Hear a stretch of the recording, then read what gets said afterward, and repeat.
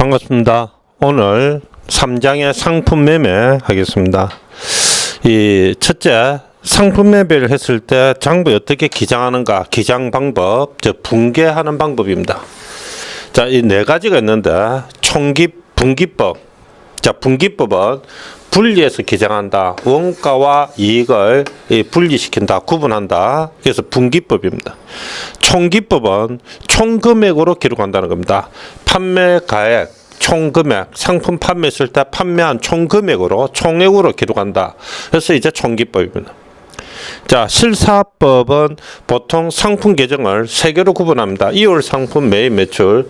그래서 이제 이거를 뭐라고 하느냐 하면 책에 보시면은 3분법 뭐 이런 것이 있습니다. 3분법. 그러니까 3분할법인데 그걸 줄여서 3분법이라고 하는데 보통 이제 이 3분법 하는 것이 실사법입니다. 그리고 이제 실사법이라는 용어는 실질재고조사법을 줄인 말이에요. 그러니까 좀 이제 실질재고조사법 이거를 줄여서 뭐라고 한다? 실사법. 이제 시험에서는 뭐 실사법 이 용어보다는 실질재고조사법 이렇게 쓸 수도 있습니다. 그 다음에 이제 계속기록법이 있습니다. 말 그대로 이제 요거는 계속기록이라는 것은 상품을 팔 때 그 판매한 매출액과 거기에 관련된 매출원가를 각각 기장하는 방법. 이렇게 기장을 하려면은 어떻습니까? 그 입고 출고를 계속해서 기록해야 된다는 거죠.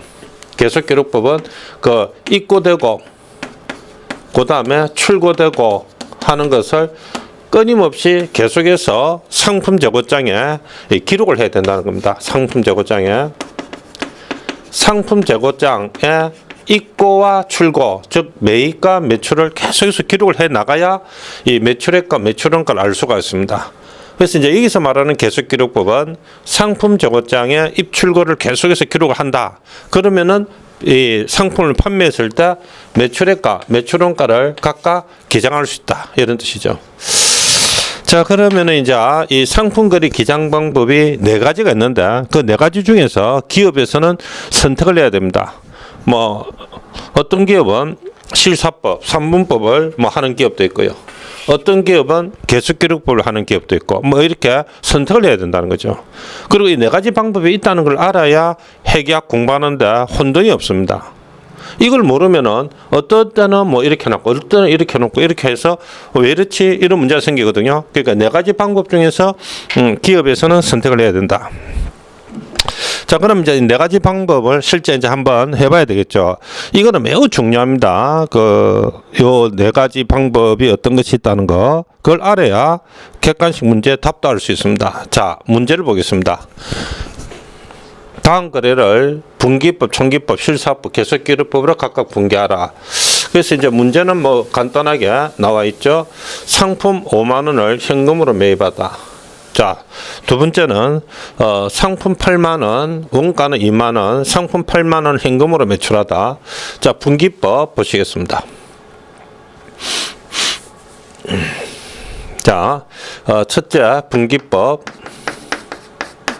하겠습니다. 자, 1번 상품 5만 원을 현금으로 매입하다. 이 말은 현금을 지급하고 상품을 매입했다 이런 뜻입니다. 자, 1번. 자, 2번 보겠습니다. 원가가 2만 원인데 8만 원을 받았습니다. 그러니까 8만 원을 받았는데 원가는 2만 원짜리입니다. 원가는 2만 원짜리 그거를 8만 원에 판매했다 이 말이죠. 그럼 상품은 나가고요. 현금은 들어왔습니다. 그런데 복식부기는 차변과 대변이 어떻게 돼야 됩니까? 같아야 되죠. 복식부기는. 그래서 이 차이를 뭐라고 하느냐. 상품 매출 이익이다. 상품 매출 이익이 6만 원이다. 이렇게 합니다.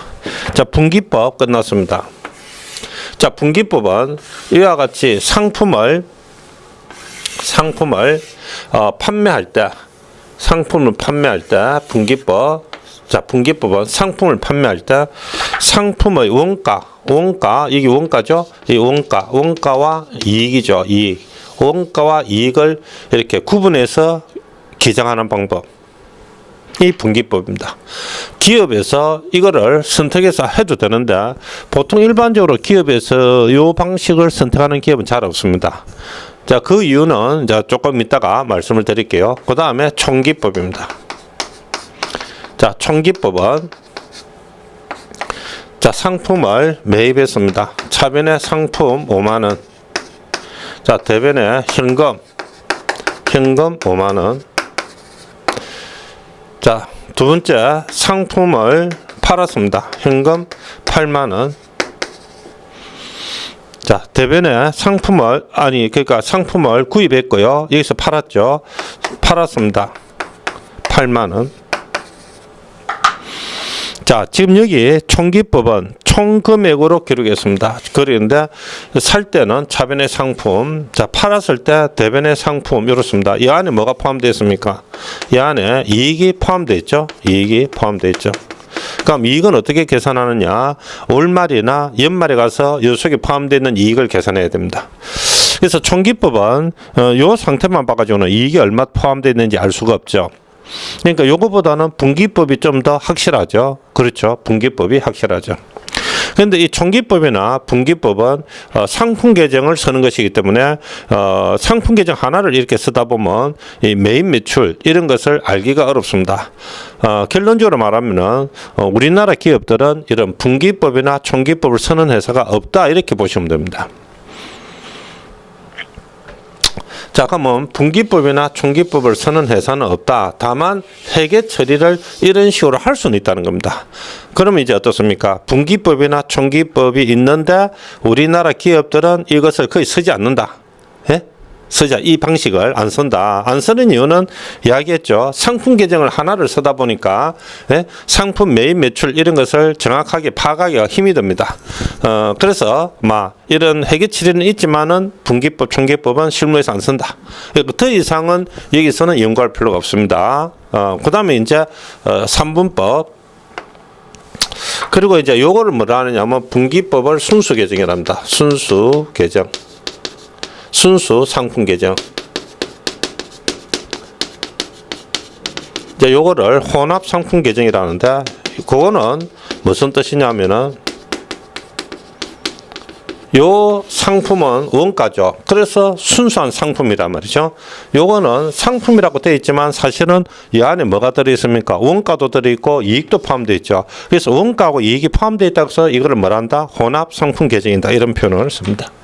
자, 그 다음에 이제 실사법 보겠습니다. 보통은 이제 3분법이라고 되어 있습니다. 3분법.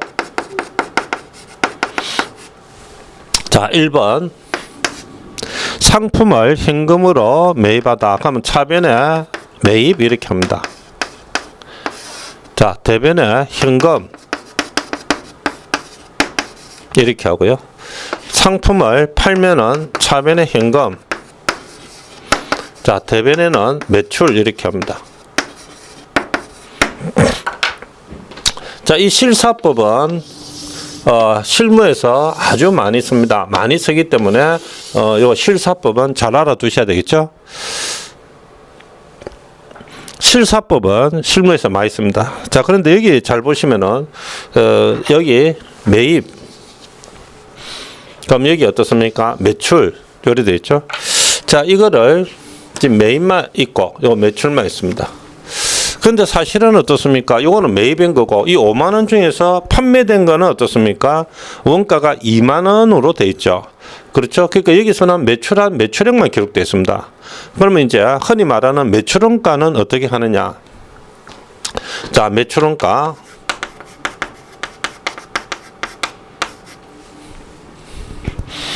매출원가는 결산할 때 그 정리분계를 통해서 매출원가를 결정을 합니다. 매출원가. 그래서 매출원가는 어떻게 하느냐면 결산 정리분계를 통해서 매출원가 또는 뭐 결산 정리분계 또는 이걸 결산 수정분계라거든요. 정리분계 또는 뭐 수정분계라는데 이걸 통해서 결산할 때 이 결산할 때 매출원가에 관련된 분계를 따로 해줘야 됩니다. 따로 어떻게 하느냐면 기초상품 자, 기초 상품은 차변의 매출원가. 지금 여기서는 기초 상품이 없는 걸로 보겠습니다. 자, 기초 상품은 없다. 자, 이 섬은 차변의 매출원가, 대변에 어떻습니까?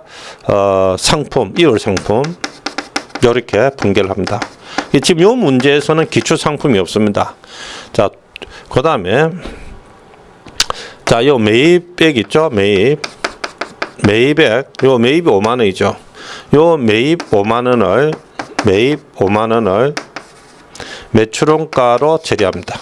매출원가. 자, 그 다음에 기말 상품. 기말 상품이 얼마냐면은 5만 원 매입했는데 여기 보면 2만 원이 판매가 되었습니다. 판매가 되었으니까 3만 원이 재고가 남아 있겠죠. 그 3만 원 재고 남아 있는 것을 기말에 창고에 가서 실사를 해서 파악을 한다는 겁니다. 그럼 창고에 가서 실사해 보니까 3만 원 재고가 남아 있다. 그러면 이 3만 원은 자산이죠. 차변의 2월 상품 3만 원. 3만 원이 재고가 남다. 5만 원 매입해가 2만 원 팔고 그럼 창고에 얼마? 3만 원 남아 있겠죠. 그러면 여기 자산의 증가 3만 원. 그럼 3만 원만큼은 재고가 남아 있으니까 이 매출원가에서 빼줘야 됩니다. 그러니까 대변은 어떻습니까? 매출원가 3만 원. 이런 식으로 결산할 때 결산 정리 분개를 해줘야 됩니다. 자, 매입한 것이 차변의 매출원가에 더합니다. 근데 요 중에서 안 팔린 게 있죠. 그거는 요건 어떻습니까? 자산의 증가가 되고 요 2월 상품 자산의 증가가 되고 매출원가 비용이죠. 비용에서 뺍니다. 요런 식으로 이제 어떻게 해야 된다? 매출원가에 관한 결산 정리 분개를 해야 됩니다. 그리고 이제 하나 더 여기서 말씀드리면은 이 매출원가에 관한 결산 정리 분개를 할 때 이렇게 매출원가 계정에 이 매출원가 계정에 이렇게 대체시키는 방법도 있고 이거를 매입 계정에 대체시키는 그런 방법도 있습니다. 매입 계정. 자, 매입 계정에 대체시키는 방법도 있는데 이왕 설명하는 김에 같이 설명을 하겠습니다. 보통 실무에서는 요 방식을 좀 많이 씁니다. 요 방식을. 그리고 또 요 방식으로 설명되어 있는 책들도 있고요. 그 다음에 이제 이 매출원가에 관련되는 이 결산 정리 분개를 이 매출원가 계정으로 대체를 하지 않고 매입 계정으로 대체를 시키는 방법이 있습니다. 이 문제는 지금 기초가 없기 때문에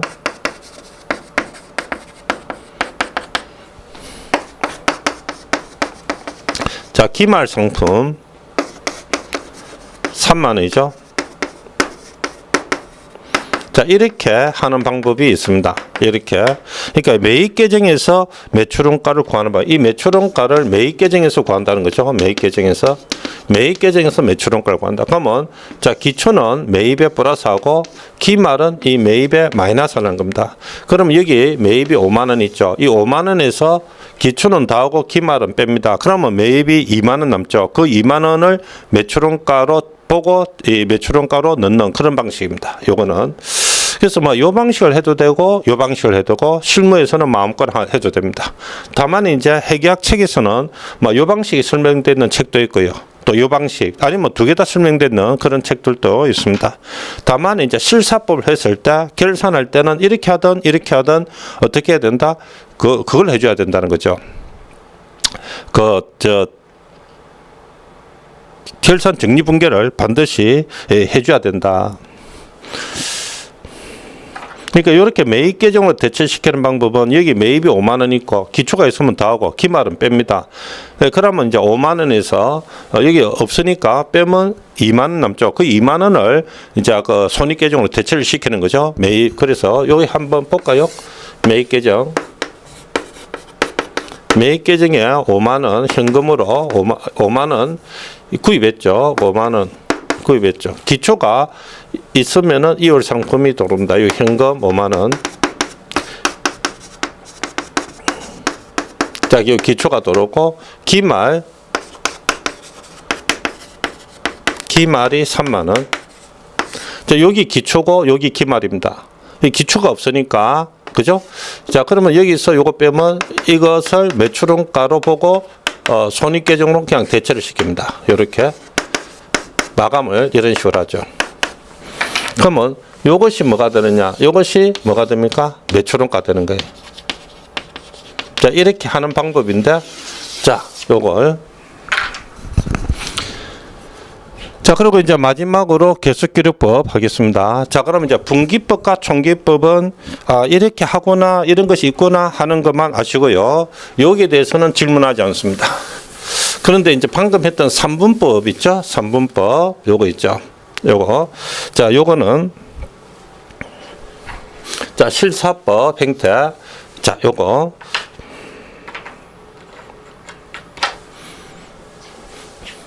그 다음 이제 계속기록법 보겠습니다.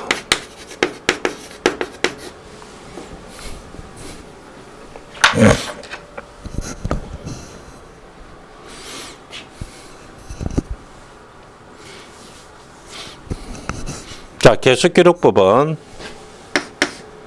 차변에 상품 5만원, 대변에 현금 5만원. 자, 2번 이 분계를 잘 보시기 바랍니다. 현금 8만원, 매출 8만원. 그리고 이제 상품 원가를 계속 기록을 하기 때문에 안다는 전제를 합니다. 알고 있다. 그러면 상품 2만원이 나가고요. 이 상품은 매출에 대한 원가다. 그래서 뭡니까? 매출 원가다. 매출 원가 2만원.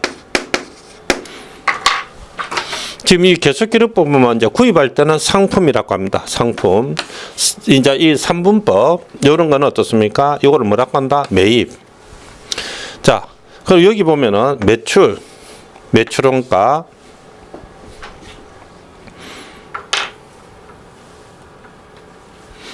자, 여기 매출. 여기는 매출원가. 이렇게 되어 있죠. 그래서 요거는 판매할 때 이렇게 매출원가를 분계하기 때문에 이 매출원가를 계산하기 위해서 이 결산 수정 분계, 매출원가를 계산하기 위한 이 결산 정리 분계, 이거는 어떻습니까? 안 합니다. 자, 매출원가를 계산하기 위한 결산 정리 분계 이런 걸 했죠.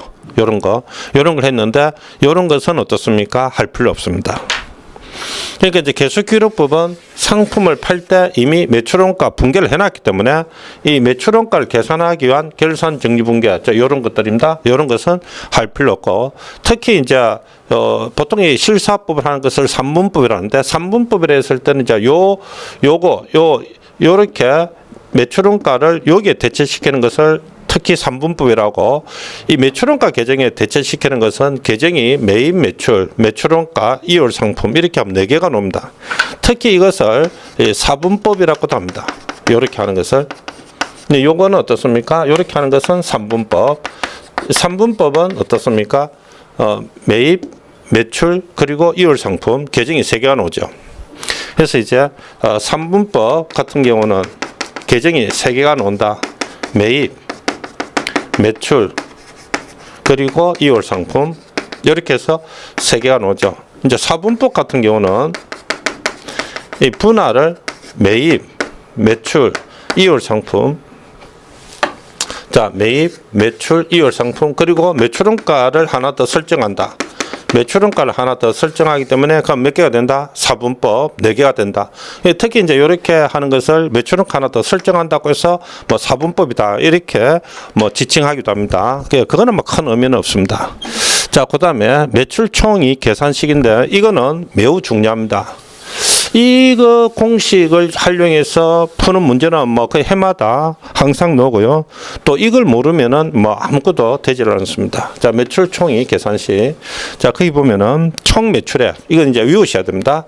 총 매출에서 매출에다가 한입, 매출에다가 반품대가 들어오는 겁니다. 또 매출에다가 상품이 하자가 있다 해서 애누리 값을 깎아주는 겁니다. 상품을 판매했는데 이 문제 있습니다 해서 그러면 값을 깎아주는 거예요. 매출 할인이 있습니다. 이 매출 할인은 상품하고는 관계없이 외상 대금을 좀 미리 받을 때 그 외상 대금을 할인해 주는 겁니다. 그래서 요거는 이제 보통 상품을 판매할 때 그 외상 판매할 때 계약 그 뭡니까 조건을 겁니다. 무슨 조건을 거느냐? 이런 조건을 겁니다.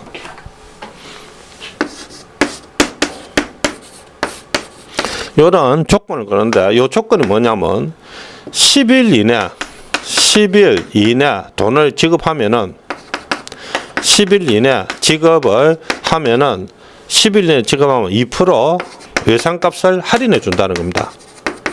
10일 이내 지급을 하면은 2% 할인해 준다. 요거는 뭐냐면 여기 이제 이 네트라는 뜻입니다. 30일 이내 전에 지급을 해야 되는 조건입니다. 이 말은 뭐냐면 10일 지나면 할인이 없습니다. 그리고 30일 이내는 외상 대금 전액을 가져와야 된다 이런 뜻입니다. 자, 요것도 시험에 자주 나오기 때문에 요거 어떤 내용인가 꼭 아셔야 됩니다. 자, 이런 조건으로 거래를 했을 때 상대편 거래처에서 10일 이내 돈을 가지고 오면은 우리가 외상 대금을 2% 할인해 줘야 돼요. 그럼 예를 들어서 100만 원치 판매했는데 이 조건으로 판매했는데 10일 이내 입금되었다. 그러면 상대편이 어떻습니까? 2% 빼고 입금시키면 됩니다. 그럼 100만 원 2%면 2만 원이죠. 예? 빼고 98만 원만 입금시키면 돼요. 10일 지나면 할인이 없습니다. 그럼 100만 원 다 입금시켜야 돼요. 자, 그 다음에 총 매입액에서 매입했다가 돌려보내는 거 한 줄 뺍니다. 또 매입 애누리 받은 거 빼고 또 매입 할인, 매입했다가 이제 할인. 요거 내나 이 매입 할인이 요거죠. 자, 요 1번은 판매한 입장이고 2번은 어떻습니까? 구매한 입장입니다. 공식은 똑같죠? 순매출액. 요거는 뭡니까? 순매입액. 여기가 좋습니다. 1번은 판매한 입장이고 2번은 구매한 입장이니까 3번 보시겠습니다. 기초상품에 순매입액을 더합니다. 기초상품의 순매입액 이걸 뭐라고 하느냐? 판매 가능 상품이라고 부릅니다. 기초 상품의 순매입액 판매 가능 상품이다. 거기서 마이너스 기말 상품 재고 남은 걸 뺍니다.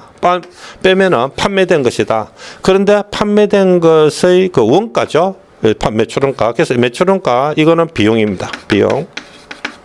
자, 매출원가는 비용으로 분류합니다. 자, 그다음에 4번 순매출액. 자, 순매출액 이거는 뭡니까? 수익입니다. 매출원가는 뭐다? 비용입니다. 순매출액에서 매출원가를 빼면 나머지가 뭐다? 이익이다. 그래서 그거를 매출총이익이다. 자, 그럼 여기서 이제 중요한 거 아셔야 됩니다. 매출원가는 뭐다? 비용으로 분류한다. 순매출액 수익이다. 수익에서 매출원가 비용을 뺍니다. 빼면 매출총이익. 이거는 이제 굉장히 제가 공식이 중요하다 그랬죠. 이걸 모르면은 뭐 아예 해결이 안 되는 거니까 뭐 그리고 뭐 이거 뭐 모든 시험에서 뭐 이거 활용을 해야 됩니다. 이 공식은 반드시 암기를 하셔야 돼요. 자, 그럼 이제 뭘 구분해야 되겠습니까? 순매출액, 총매출액 다르죠. 총매입액, 순매입액 이렇게 다르다는 겁니다. 그 다음 이제 여기서 이제 하나 더 짚고 넘어가야 될 부분이 이제 이 매출 관련 재비용입니다. 요거는 단기 비용으로 처리합니다. 단기 비용으로 처리한다. 이거 꼭 알아두셔야 됩니다. 매입 관련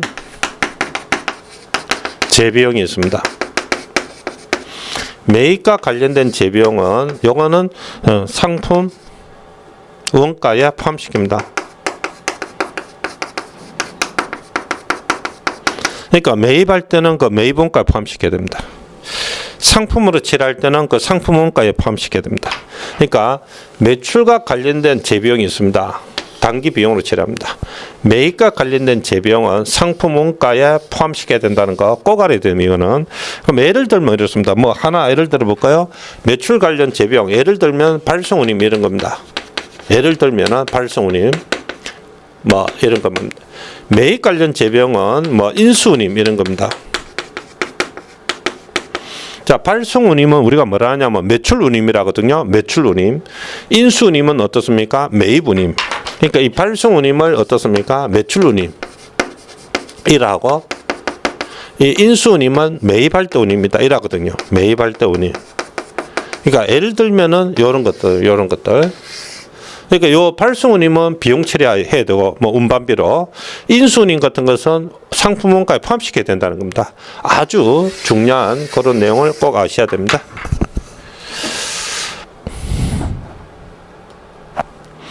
연습 문제 하나 보겠습니다.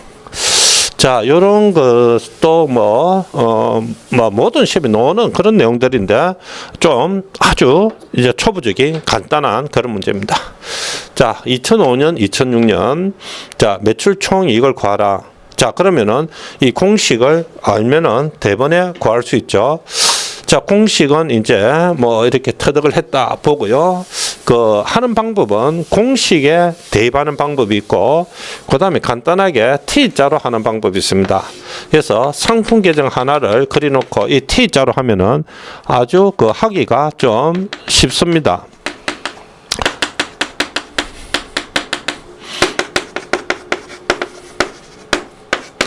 자, 모형을 잘 보시기 바랍니다.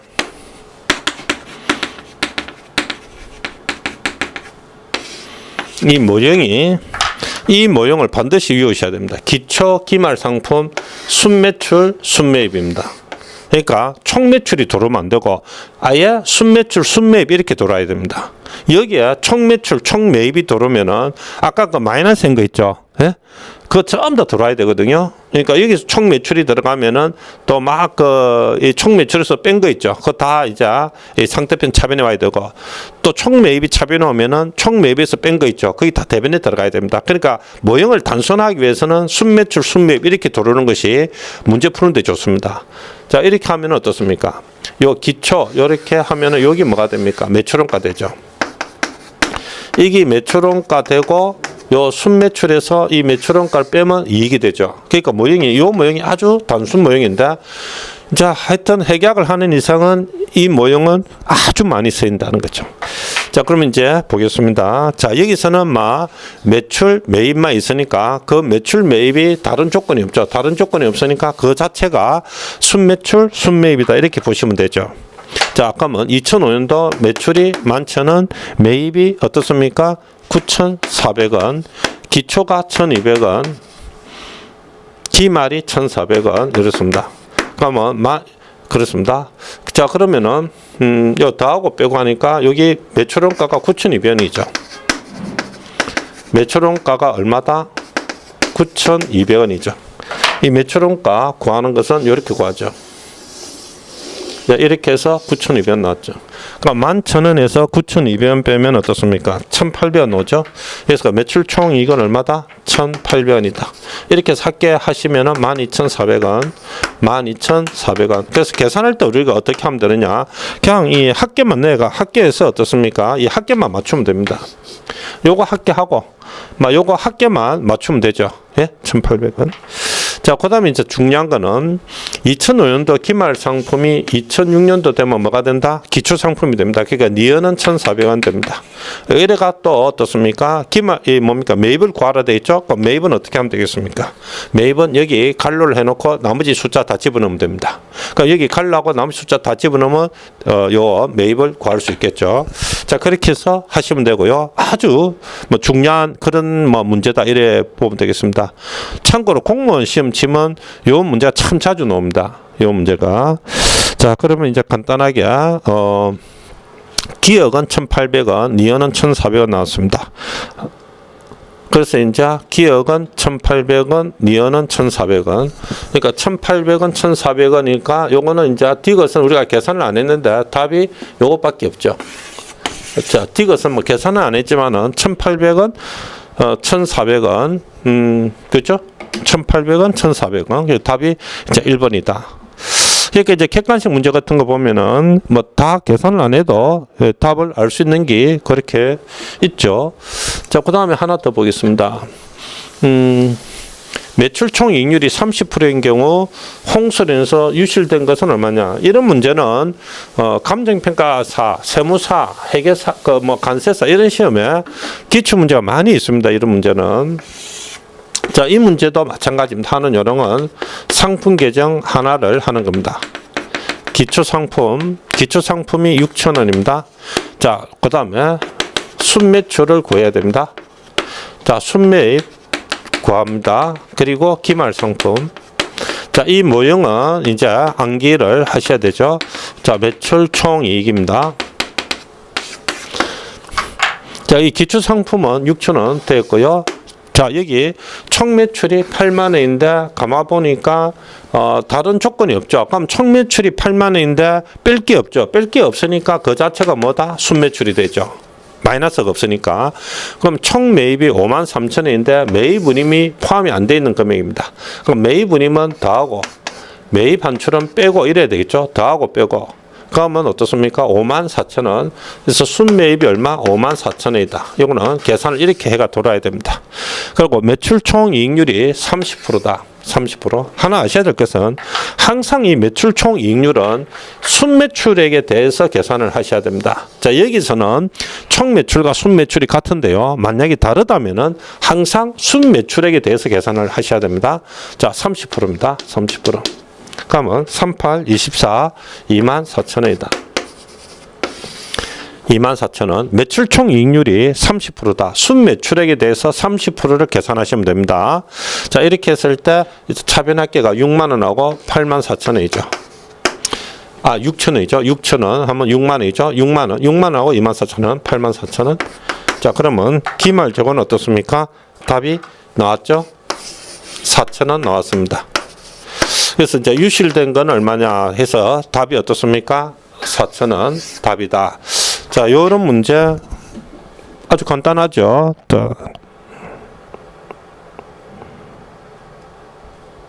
그리고 이제 손익의 결산 정리해서 이제 발생 기준이라고 했는데, 자, 요거 잠시 후에 시작하도록 하겠습니다.